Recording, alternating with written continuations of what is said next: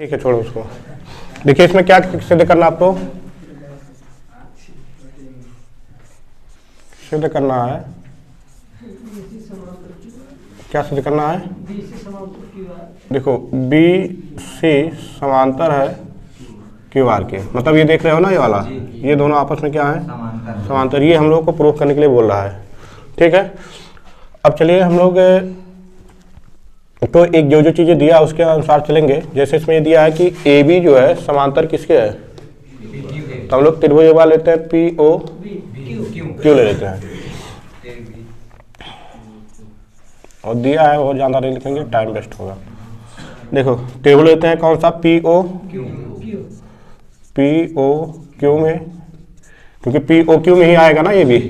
P O Q में आपने क्या देखा है कि इसमें दिया है कि ए बी, हाँ पी क्यू में ए बी समांतर है किसके, पी क्यू के, लिख लीजिए क्योंकि ये दिया है ना किताब में। देखिए आपको दे दिया कि एक चीज़ हिंट में दे दिया हुआ है, क्या दिया हुआ है कि जो पी क्यू है या जो ए बी है ये समांतर किसके है, पी क्यू के। तो अब बताइए अगर ए बी समांतर पी क्यू के है तो यहाँ से देखिए आप त्रिभुज ये वाला त्रिभुज, बाकी त्रिभुज को आप अवॉइड करिएगा। जैसे ये वाला त्रिभुज होना ना, ऐसे करके ऐसे करके बना हुआ है, ये हो गया P, ये हो गया Q, और ये हो गया O, और ये है क्या A, और ये है क्या B। तो थेलस प्रमेय के अनुसार कि अगर ये दोनों समांतर हैं, ये दोनों समांतर, थेलस के अनुसार क्या होगा, OA बटा P AP है, OA बटा बराबर होगा कि नहीं होगा, थेलस प्रमेय के अनुसार ये तो होगा। तो देखिए लिख सकते हैं हम लोग क्या, या समानुपातता प्रमेय जो भी लिखना होगा,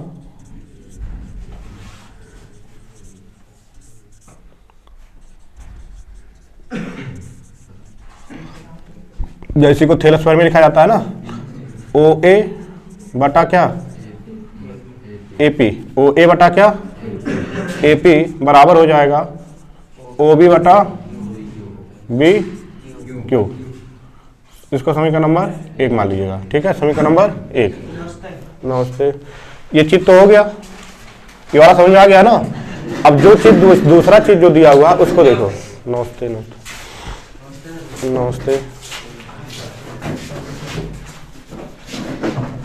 और एक चीज देखो क्या दिया है, AC समांतर है किसके, देखो जो चीज दिया उसी त्रिभुज को लेना है हम लोगों को। कौन सा त्रिभुज, POR ले लेंगे अगर हम लोग, इसी में आ जाएगा ना AC समांतर किसके, PR के। तो हम लोग अब इस प्रकार त्रिभुज कौन सा ले लेते हैं, त्रिभुज POR में, POR में, उसको सही रखो, PR के। अब इसमें देखो क्या दिया है, AC समांतर है, देखते रहिएगा किताब में जो दिया उसी के अनुसार लिखा जा रहा है, क्योंकि ये दिया है, लिख लेना क्या है, ये दिया है। अब वहां भी थोड़ा सा आप लोग देखेंगे तो देखो ये हो जाएगा कि नहीं हो जाएगा, OA AP बराबर हो जाएगा, हाँ OC बटा CR, ये हो जाएगा ना। हाँ चलो थेलस प्रमेय लिख देते हैं यहाँ पर, किससे अनुसार होगा, थेलस प्रमेय या समानुपातता प्रमेय। समीकरण नंबर 2 होगा कि नहीं, समीकरण नंबर 2।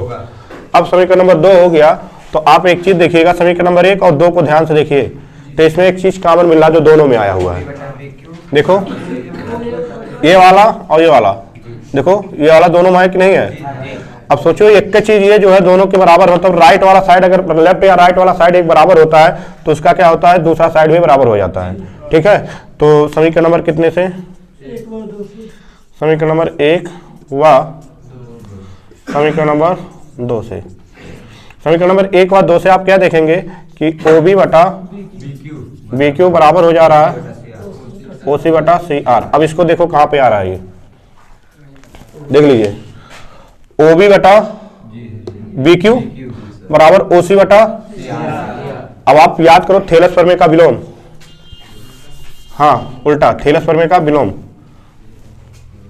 थेलस प्रमेय का विलोम क्या कहता है, अगर इस रूप में हो गया है, जो रूप यहाँ पे देख रहे हो आप लोग, इस रूप में अगर दिया हुआ है तो आप कह सकते हो ना कि ये दोनों समांतर होगा, कह सकते हैं नहीं कह सकते हैं। देखो वही भुजा भी तो हो रहा है, OB बटा, आप थोड़ा सा अगर उसके विलोम से हट जाइए, अगर आपको ये दिया होता, क्या दिया होता कि BC समांतर है QR के, तो आप क्या लिखते, अगर आपको ये दिया होता कि BC समांतर है किसके, तो आप यही लिखते ना OB बटा बराबर, लिखते कि नहीं लिखते इसको।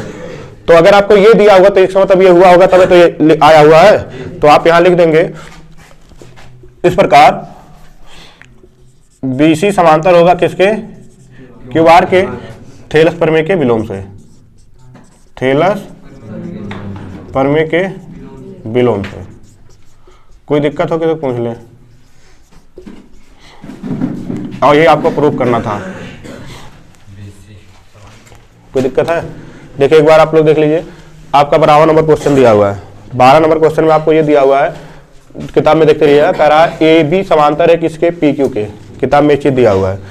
और दूसरा दिया है AC समांतर है किसके, PR के, ये भी दिया हुआ है। ठीक है, अब आप देखिए जो चीज दिया हमको उसी के अनुसार चलना होता है, क्योंकि एक हमारा एक प्रकार का हिंट होता है, किताब में एक प्रकार का हिंट दिया होता है कैसे आपको सॉल्व करना होता है। तो जो आपको दिया है, सोचो कि अगर आपको ये दे दिया है कि AB समांतर है, कौन से त्रिभुज में ये आएगा बताओ, आपका AB और PQ किस त्रिभुज में आएगा, तो आप देखोगे POQ में आएगा कि नहीं आएगा, कि और किसी त्रिभुज में आ रहा है, POQ हमने ले लिया। यहाँ पे देखो त्रिभुज POQ में क्या दिया हुआ था, वहां देखते रहिएगा, AB समांतर है किसके, ये दिया हुआ किताब में देखेंगे आपको मिलेगा लिखा हुआ। ठीक है, और जब आपको ये दिया हुआ है, और जब दिया हुआ है तो इसका मतलब समानुपातिकता प्रमेय या थेलस प्रमेय जो होता है, थेलस प्रमेय के अनुसार आप क्या लिख सकते हो, जब ये दोनों समांतर है तो OA बटा OP बराबर OB बटा OQ, मतलब आगे पीछे हो सकता है, ऐसा भी लिख सकते हो, OB बटा PQ बराबर OA बटा PA भी लिख सकते हो, मतलब लिख सकते हो ऐसा भी, मतलब आगे पीछे। तो इसका हम लिख लिए, समीकरण नंबर 1 मान के छोड़ दिया। दूसरा जो दिया था उसके अनुसार चले, दूसरा हमने देखा कि AC समांतर दिया हुआ है किसके, PR के दिया हुआ, और ये किस त्रिभुज में आ रहा था, POR में आ रहा था, इसलिए यहाँ पे त्रिभुज क्या ले लिया गया, POR ले लिया गया। और फिर इसमें AC समांतर PR के देखो दिया हुआ था, तो हमने क्या किया, जब ये दोनों समांतर हो गए हैं तो इसका मतलब ये हो गया OA बटा AP बराबर OC बटा CR। तो यहाँ पे देखो यही चीज लिखा गया है, किसके अनुसार, थेलस प्रमेय के अनुसार।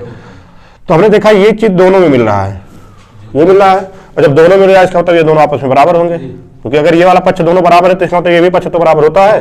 तो अब ये दोनों आपस में बराबर हो गए, और ये जब बराबर हो गया, क्या बराबर हुआ, OB बटा BQ बराबर OC बटा CR। अगर ये बराबर हो गया तो इसका मतलब ये दोनों समानुपाती मतलब समांतर रहा होगा तभी तो बराबर हुआ है थेलस प्रमेय के विलोम के अनुसार। तो ये आपको प्रूफ करने के लिए कहा था। ठीक है,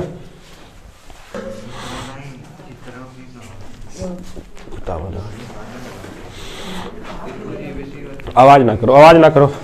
13 नंबर क्वेश्चन देखो, करा ABC वह त्रिभुज क्या है, DBC है। एक त्रिभुज ABC है और एक त्रिभुज क्या है, एक ही आधार BC के एक ही ओर स्थित दो त्रिभुज है, मतलब इनका आधार भी एक ही है और ये दोनों त्रिभुज के एक का ओर स्थित है, मतलब दोनों ओर नहीं, जैसे आधार दो तरह से हो सकता है, आधार एक का रहेगा और एक त्रिभुज ABC ऊपर हो गया पर DBC नीचे बन जाएगा, लेकिन ऐसा नहीं कहा है, कह रहा है कि दोनों एक का तरफ है। और जब दोनों एक ही तरफ है, कह रहा दो त्रिभुज है और BC पर स्थित एक बिंदु P है। देखो त्रिभुज पहले बना लेते हैं क्या, ABC,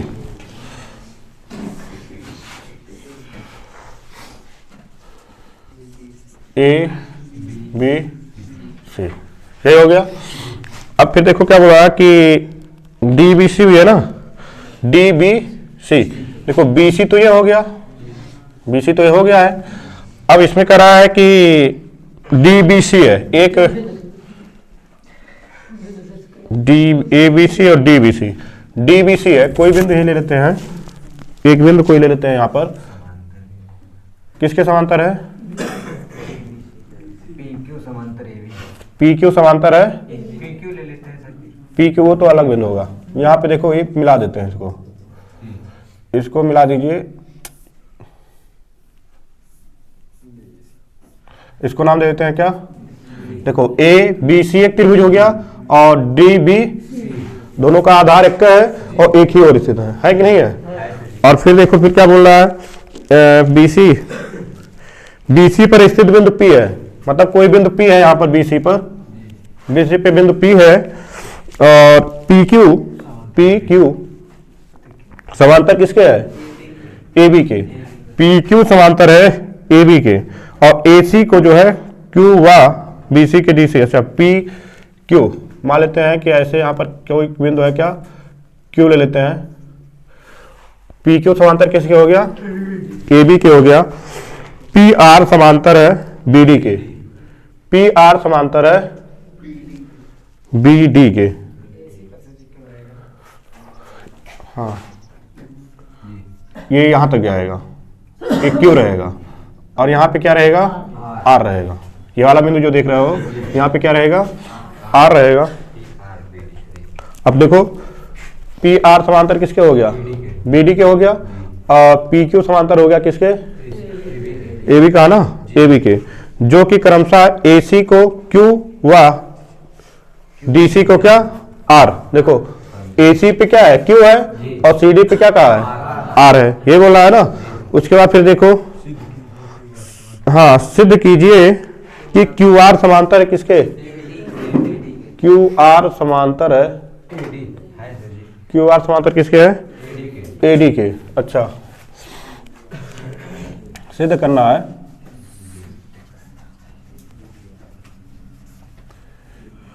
क्यू आर समांतर है ए डी के।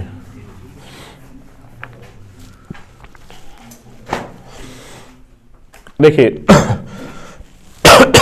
दिया क्या क्या है, देखो दिया क्या है, पी आर जो है समांतर है किसके, बी डी के। और क्या दिया हुआ है, पी क्यू समांतर है ए बी के। ये दोनों क्या है, दिया हुआ है, यही है ना। अब देखिए पी आर समांतर बी डी के, तो हम लोग त्रिभुज लेते हैं कौन सा, बी डी सी। तो त्रिभुज ले लेते हैं बी डी सी। परमाणु में त्रिभुज, ये समझ में आता है ना क्यों लिया गया है, क्योंकि देखो बी डी सी में ही तो आएगा पी आर, और यही तो दिया है पी आर समांतर किसके है, बी डी के। तो पी आर समांतर बी डी के दिया, तो यहाँ पे लिख देते हैं क्या, पी आर समांतर किसके है, बी डी के दिया है। ये चीज देखो अगर नहीं भी लिखोगे तभी कोई दिक्कत नहीं है, क्योंकि यहाँ पर लिखना होता है आपको। अब पी आर समांतर बी डी के है, तो थेलस प्रमेय के अनुसार क्या होगा बताएंगे, सी पी बटा बराबर सी आर बटा होगा ना। देखो क्या बोल रहे हैं, सी पी बटा बराबर सी आर बटा आर डी। समीकरण नंबर, कोई दिक्कत तो नहीं है ना। अब देखो क्या दिया हुआ, और ए बी सी में तो आएगा ना, ए बी बड़ा वाला, ठीक है। तो एक त्रिभुज लेते हैं ए बी सी में, इसी प्रकार त्रिभुज ए बी सी में। ए बी सी में देखो क्या दिया है, अरे एक मिनट, पी क्यू समांतर है किसके, ए बी के। पहले तो ये दिया है ना, तो इसको लिख लो। और जब दिया था ए बी समांतर है पी क्यू के, तो अब देखिए बाकी त्रिभुज को भूल जाइए, ये सब भूल जाइए, छोटा छोटा जो देख रहे हो इससे कोई मतलब नहीं है। जब आपको ये दिया है कि पी क्यू समांतर किसके, ए बी, ये ना ए सी के, ए बी के, ए सी कहां से आ जाएगा, ये कहां से समांतर हो जाएगा, परिच्छेद कर रहा है। देखो पी क्यू समांतर किसके है, ए बी के है। अब जब पी क्यू समांतर ए बी के है, तो इसका मतलब सी पी बटा बराबर सी क्यू बटा क्यू ए हो जाएगा कि नहीं हो जाएगा। ऐसे देखते रहिएगा, सी पी बटा बराबर हो जाएगा सी क्यू बटा क्यू ए। थेलस, अब एक चीज देखिए कॉमन मिलेगा कुछ ना कुछ, सीपी बटा, कहाँ दिमाग है तुम्हारा, सीपी बटा बराबर, तो ये जब दोनों बराबर तो ये दोनों भी बराबर होंगे, ये तो होगा। तो समीकरण नंबर 1 व 2 से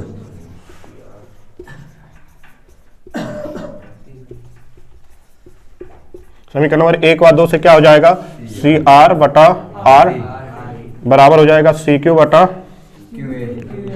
अब देखो ये कहां पर है, तो देखो सी आर बटा डी आर, देखो सी आर बटा आर डी बराबर सी क्यू बटा क्यू ए।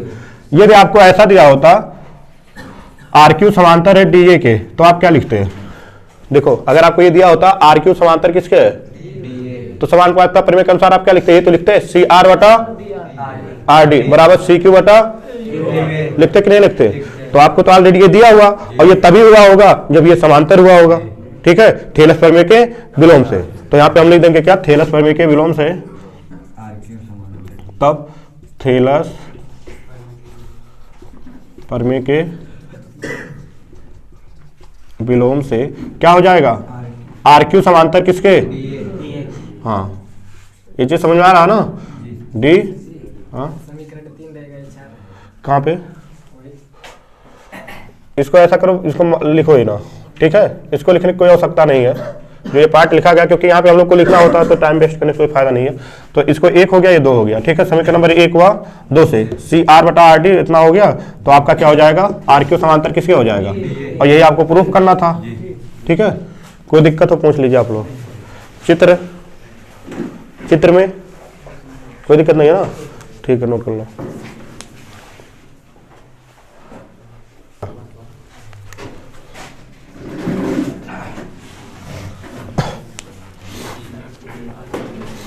चौदह नंबर देखो, ये कह रहा ना, आकृति में यदि एडी जो है समांतर बटा एडी बटा क्या दिया है, डीसी और बीई बटा ईसी, और कोण सीडीई बराबर है कोण सीडी के, तो सिद्ध कीजिए कि सीएबी क्या है, समद्विबाहु त्रिभुज है। देखिए ऐसे त्रिभुज एक बनाया हुआ है इस तरह से, इसका नाम क्या दिया है ऊपर, सी है, सी ए, और यहाँ पर डी, ये है ना।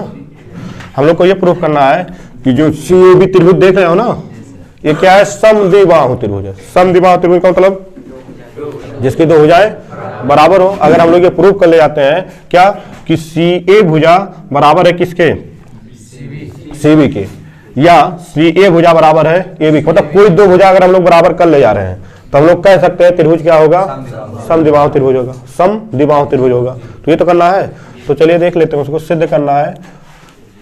त्रिभुज सी ए बी एक क्या है, समद्विबाहु त्रिभुज है, ये प्रूव करना है। और दिया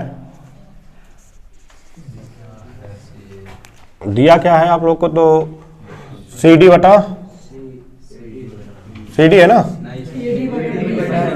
अच्छा बात वही है, नीचे दिया ए डी बटा दिया है डी सी, बी ई बटा ई सी, बात वही है, खाली बस उल्टा कर दिया है, ठीक है, बाकी तो वही है, ये चीज दिया हुआ है। अब देखिए एक चीज और दिया हुआ है, कोण सी डी ई बराबर है कोण सी ई डी के, यही ना, सी ई डी के। उसके बाद प्रमाण देखो लिखते हैं, या उपपत्ति जो भी लिखना होगा। उपपत्ति में पहले जो चीज दिया है उसको लिख लो, जो चीज दिया है उसको हम लोग लिख लेते हैं। जैसे दिया क्या है, त्रिभुज सी ए बी में, त्रिभुज सी ए बी में आपको देखो क्या दिया हुआ है कि ए डी बटा डी सी बराबर है किसके, बी ई बटा ई सी के, समीकरण नंबर एक से, समीकरण नंबर एक से। हाँ, तो ए डी बटा डी सी बराबर बी ई बटा ई सी है, तो आप थेलस प्रमेय का विलोम के अनुसार क्या हो जाएगा, नहीं आप लोग बराबर समझ रहे हो लेकिन बोल रहे हो गलत, समांतर होता है, डी ई समांतर है किसके, ये तो है। तब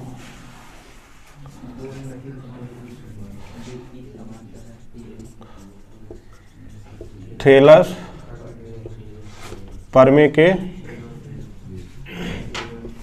विलोम से, थेलस प्रमेय के विलोम से देखो क्या होगा, डी ई समांतर है किसके, ए बी के, होगा ना, ठीक है। अब देखिए अगर डी ई समांतर ए बी के है तो आप हम कह सकते हैं कि ये कोण बराबर होगा इस कोण के। कैसे होगा, संगत कोण के बारे में पढ़े होंगे, संगत कोण। अगर ऐसी कंडीशन आती है कि ये दोनों समांतर हैं तो ये कोण इस कोण के क्या होता है बराबर, जितना अंश का कोण ये होगा उतना अंश का कोण ये भी होगा, ठीक है। और इधर भी देखो ये कोण जो है बराबर होगा इस कोण के, जब समांतर होगा तब ऐसा होगा, ध्यान दीजिएगा हमेशा, जब ये समांतर रहेगा तभी ऐसा हो सकता है, समांतर नहीं रहेगा तो नहीं होगा ये, ठीक है। ये 9th में आप पढ़ चुके हैं। तो ये कोण जो है इस कोण के क्या हो जाएगा बराबर, कौन, तब हम लिख सकते हैं तब कोण CDE बराबर हो जाएगा कोण CAD के, और इसी प्रकार से कोण CED बराबर होगा कोण CBA के। क्यों होगा, तो इसका दोनों का एक है अर्थ संगत कोण है, क्या है, संगत कोण है। अब देखिए इसको मान लेते हैं समीकरण नंबर 3 और इसको मान लेते हैं समीकरण नंबर 4। अब एक चीज देखिएगा कि CDE बराबर है समीकरण नंबर 2 के अनुसार, देखिए समीकरण नंबर 2 से, समीकरण नंबर 2 से, समीकरण नंबर 2 में देखो क्या दिया हुआ है, तो आप देख रहे होंगे समीकरण नंबर 2 में जो है कोण CDE बराबर है किसके, CED के, है कि नहीं है। अब दोनों को देखिए, देख रहे हो ना, CDE बराबर है किसके, CED के, तो CDE किसके बराबर है, तो CDE के स्थान पे हम यहाँ लिख सकते हैं कि नहीं लिख सकते हैं, तो यहाँ पे हम लोग ऐसा लिखते हैं, देखो CDE के स्थान पे यहीं पे मान रख रहे हैं, ठीक है। हाँ, अगर दिक्कत होगा तो इसको एक समीकरण और मान लीजिएगा और यहाँ पे लिख लीजिएगा स्पष्ट रूप से समीकरण नंबर 5 में, समीकरण नंबर 3 व समीकरण नंबर 4 का मान रखने पर अगर ज्यादा दिक्कत होगा तो देखो CDE के स्थान पे क्या लिखोगे, CA बराबर, CED के स्थान पे क्या लिखोगे, CB, अर्थात हमने प्रूफ कर लिया ये कोण इस कोण के बराबर है। देख लो कोण CAB क्या हो गया, CAD कहाँ से आ गया जी, CAD यहाँ सही लिखा गया है जी, कहाँ, CAB रहेगा, क्या रहेगा, CAB, क्या है, CAB बराबर किसके आ गया है, CBA के। अब आप लोग थोड़ा सा और याद करेंगे तो आपको यह भी पता होगा कि यदि सम्मुख कोण आपस में बराबर है तो उसके सम्मुख भुजाएं भी बराबर होती हैं, ठीक है। किसी त्रिभुज के कोण अगर जो है सम्मुख कोण क्या है आपस में बराबर है तो उसके सम्मुख भुजाएं क्या होती हैं, बराबर होती हैं। अर्थात अगर ये कोण इस कोण के बराबर है तो इसके सामने का भुजा क्या आएगा, तो आप कहोगे CA आएगा, और इसके सामने भुजा क्या आएगा, तो कहोगे क्या, CB आएगा। तब हम लोग क्या कह सकते हैं कि CB, देखो CAB के सामने भुजा क्या होगा, बड़ा वाला भुजा देखो ये होगा, मतलब CB होगा, बराबर होगा CBA का सामने भुजा क्या होगा, CBA के, तो आप कहोगे क्या होगा, CA होगा। क्यों, समान कोण का सम्मुख भुजा क्या होते हैं, बराबर होते हैं। हमने क्या बताया था शुरुआत में, यदि हम लोग ये प्रूव कर ले जाते हैं कि दो भुजाएं बराबर हो गई, तो आपको पता है समद्विबाहु त्रिभुज का परिभाषा क्या कहता है कि यदि किसी त्रिभुज की दो भुजाएं बराबर हैं और तीसरा भुजा जो है असमान है तो इसका मतलब वो त्रिभुज क्या होता है, समद्विबाहु त्रिभुज होता है। तो हो गया कि नहीं, तो इस प्रकार त्रिभुज CAB एक समद्विबाहु त्रिभुज है, ठीक है ना। कोई दिक्कत है, नोट कर लो।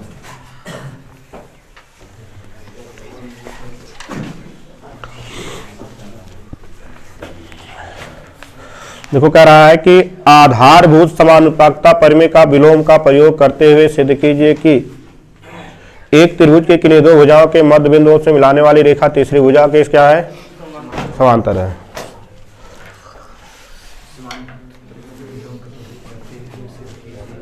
क्वेश्चन नंबर 8 की तरह 15 नंबर तो है, 8वां नंबर का क्वेश्चन का उल्टा है। एक त्रिभुज है इस तरह से, देखो मान लेते हैं A है, B है और इसका मध्य बिंदु दिया है। एक मान लीजिए मध्य बिंदु P है, दूसरा मध्य बिंदु क्या है, इसको मिला दीजिए। तो कह रहा है यही कि सिद्ध करना आपको क्या, PQ समांतर है किसके, ठीक है। तो जो सिद्ध करना लिख लेते हैं